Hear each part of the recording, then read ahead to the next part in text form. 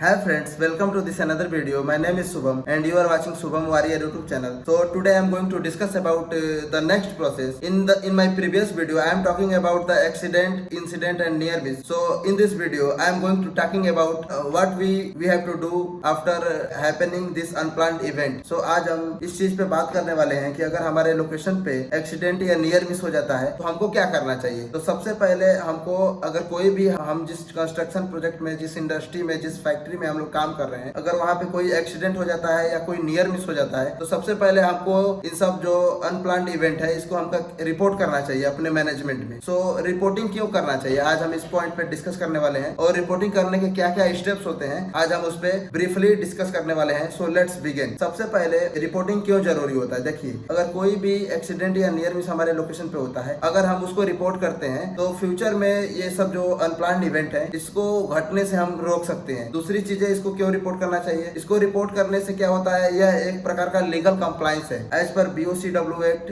As per factory act. ये company की requirement है और ये सारे वर्कर्स की रिस्पॉन्सिबिलिटी है कि अगर कोई भी वर्क प्लेस पे कोई भी एक्सीडेंट हो रहा है, कोई भी नियर मिस हो रहा है तो वो उनकी रिस्पॉन्सिबिलिटी होती है कि वो अपने हायर मैनेजमेंट को रिपोर्ट करें। और तीसरा जो होता है रूट कॉज एनालिसिस। अगर आप इंसिडेंट या नियर मिस को अपने हायर मैनेजमेंट में रिपोर्ट करेंगे तो जो सेफ्टी डिपार्टमेंट होता है, जो EHS डिपार्टमेंट होता है, वो रूट कॉज एनालिसिस करेगा। वो इस पे जो होता है वो इसको पता लगाएगा, इसके बारे में वो इन्वेस्टिगेट करेगा कि ये जो घटनाएं हैं ये क्यों हुई, इसके पीछे का क्या रीजन है, कोई अनसेफ एक्ट है या कोई अनसेफ कंडीशन है। वो इन सब चीजों के बारे में इन्वेस्टिगेट करके इसको एलिमिनेट कर देगा या इसके प्रति प्रिकॉशंस फॉलो कराएगा या कंट्रोल मेजर अप्लाई करके इसको डिक्रीज कर देगा। नेक्स्ट प्रोसेस होता है, अगर हम इसको जो हमारा एक्सीडेंट है या नियर मिस है इसको अगर हम रिपोर्ट करते हैं तो क्या होता है। इसको रिपोर्ट करने से जो हमारे कंपनी का, जो हमारे कंस्ट्रक्शन साइट का या जो हमारा फैक्ट्री है, जो भी जिस भी प्रीमाइसेस में हम लोग काम कर रहे हैं उसमें क्या होगा, सेफ्टी कल्चर इंप्रूव होता है। अगर हम एक्सीडेंट या नियर मिस को अगर हम रिपोर्ट करते हैं तो वहां पे क्या होता है कि दुर्घटनाएं होने के चांसेस कम होने लगते हैं। सारे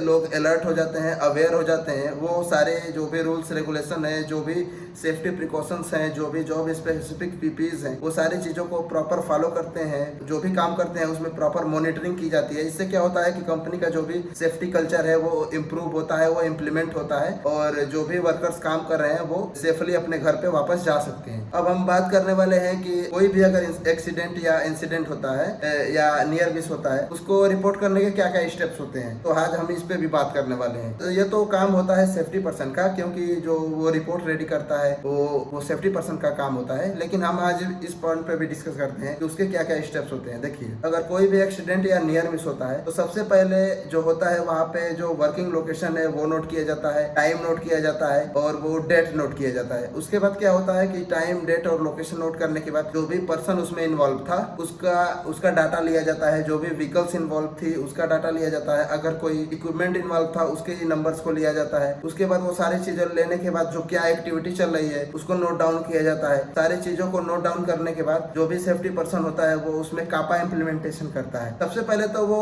एक्टिविटी को नोट करने के बाद रूट कॉज एनालिसिस करता है, मतलब उस घटना को एनालाइज करता है, इन्वेस्टिगेट करता है। उसमें एक्चुअल जो रीजन है, जो उसका रूट कॉज है, जो उसका मेन कारण है, उसको पता लगाता है कि या वो किसी के अनसेफ एक्ट की वजह से हुआ था या वो अनसेफ कंडीशन था। जैसे let's take example for better understanding. जैसे क्या हुआ, जैसे मान लीजिए हम अपने कंस्ट्रक्शन साइट पे काम कर रहे हैं, वहाँ पे 12 बजे दोपहर में 12 बजे वहाँ पे एक्सकावेशन की एक्टिविटी चल रही है। वहाँ पे कोई वर्कर क्या हुआ कि कोई वर्कर एक्सकावेटेड एरिया के बगल से वॉकिंग कर रहा था, उसका पैर फिसला, वो एक्सकावेशन जो भी गड्ढा था, जो ट्रेंच थी, उसमें वो गिर गया। वो गिर गया और उसका एक पैर टूट गया। वो क्या हुआ, वो एक प्रकार का एक्सीडेंट हो गया। उसमें अब जो सेफ्टी पर्सन है वो रूट कॉज एनालिसिस करेगा, तो उसमें वो इन्वेस्टिगेट करेगा। वहाँ पे वो उसको ये मिलेगा कि वो एक प्रकार का अनसेफ कंडीशन पैदा हुआ था, क्योंकि जो एक्सकावेशन एरिया था, एक्सकावेटेड एरिया था, वो प्रॉपर बैरिकेड नहीं था विथ डेंजर साइनेज। और जो वर्कर था वो डेंजर साइनेज से बैरिकेड नहीं था और वहाँ पे हार्ड बैरिकेड नहीं था और डेंजर साइनेज भी डिस्प्ले नहीं किए गए थे। दूसरी चीज, जो एक्सकावेटेड एरिया था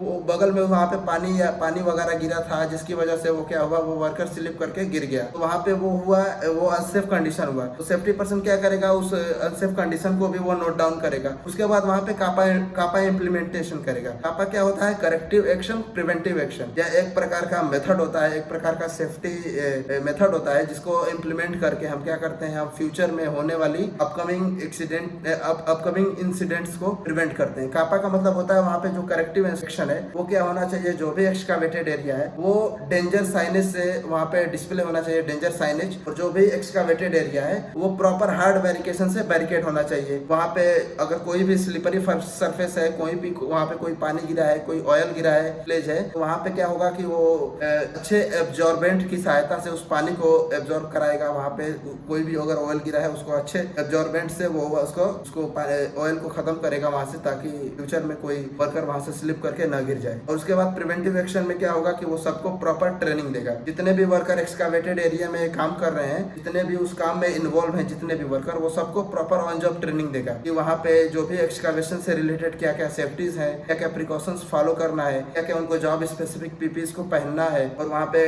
अगर कोई भी हैवी इक्विपमेंट्स मशीनरी चल रही है, कोई भी एज लाइक एक्सकावेटर चल रहा है, कोई जेसीबी चल रहा है, कोई फराना चल रहा है, तो उसको क्या करना है, उससे दूर रहना है, किसी भी सस्पेंडेड लोड के नीचे नहीं आना है। वो वर्कर्स को ऑन जॉब ट्रेनिंग प्रोवाइड करेगा। वहाँ पे एक सुपरवाइजर या फोरमैन वहाँ पे वो एनी टाइम प्रेजेंट करेगा, जो काम को प्रॉपर मॉनिटरिंग करेंगे। इससे क्या होगा कि इंसिडेंट्स होने के चांसेस कम हो जाएंगे। तो आशा करता हूँ आपको ये जानकारी अच्छी लगी होगी।